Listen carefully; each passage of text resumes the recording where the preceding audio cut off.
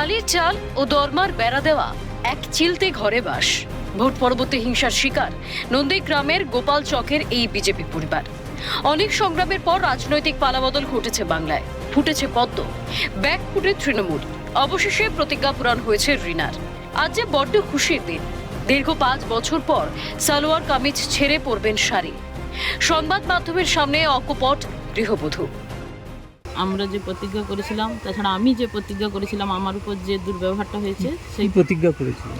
আমি প্রতিজ্ঞা করেছিলাম আমি দাদা যতদিন না এখানে বিধায়ক হয় বা জিতে, বা আমার এই দল যতদিন না জিতে, তৃণমূল শূন্য যতদিন না হয় ততদিন পর্যন্ত আমি শাড়ি পরব না।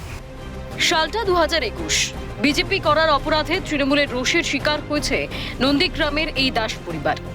নারী পুরুষ নির্বিশেষে চলেছে অকথ্য অত্যাচার, কিন্তু হার না মানা এক সংগ্রামের নাম রিনা দাস। প্রতিজ্ঞা করেছিলেন তৃণমূলকে বাংলা থেকে উৎখাত করতেই হবে। গোটা বাংলায় যেদিন পদ্মফুল ফুটবে সেদিন সালোয়ার কামিজ ছেড়ে পরবেন শাড়ি। অবশেষে পূরণ হয়েছে গত 5 বছর আগের সেই প্রতিজ্ঞা। ক্ষমতায় এসেছে বিজেপি সরকার। তৃণমূলের অত্যাচারের বিরুদ্ধে যোগ্য জবাব দিয়েছে নন্দীগ্রাম সহ গোটা বাংলার মানুষ। মুখ্যমন্ত্রী হয়েছেন নন্দীগ্রামের আত্মার আত্মীয় শুভেন্দু অধিকারী।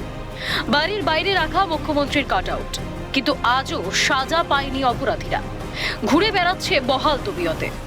অপরাধীদের শাস্তির ব্যবস্থা না করা পর্যন্ত যে স্বস্তি নেই তা স্পষ্টই জানিয়েছেন গোপাল চকের রিনা। সেটা আমি দাদাকে জিতিয়েছি, দাদার উপরে ছেড়ে দিচ্ছি যে যারা অত্যাচার করেছিল তারা যাতে শাস্তি পায় সেটা দাদা দেখবে। এবার শাড়ি পরার ব্যাপারটা সব কিছুটাই আমি দাদাকে দেখে যেহেতু প্রতিজ্ঞা করেছি সেটা দাদাই দেখবে। যারা ওই সময় আপনার উপর অত্যাচার করেছিল তারা কি এখনো শাস্তি পায়নি? না, তারা এখনো শাস্তি পায়নি। আমাদের চোখের সামনে তারা ঘুরে বেড়াচ্ছে। আমি চাই তারা যেন খুব খুব খুব শাস্তি পায়। অপরাধ ছিল আমার একটাই, আমি এই বিজেপিটার দলটাকে ধরে রাখছিলাম, ভালোবাসলাম। আর আমাকে ভেবে সবাই কিন্তু আমার সঙ্গে ছিল, আমার সঙ্গে সবাই বিশ্বাস করে আমার সঙ্গে ছিল। আর আমাকে দমিবার জন্য আমার স্ত্রীকে এইভাবে অ্যাটাকটা করছিল। যে শাড়ি মেয়েদের সৌন্দর্যের প্রতীক তাকেই ত্যাগ করতেও দ্বিধা করেননি এই বিজেপি কর্মী।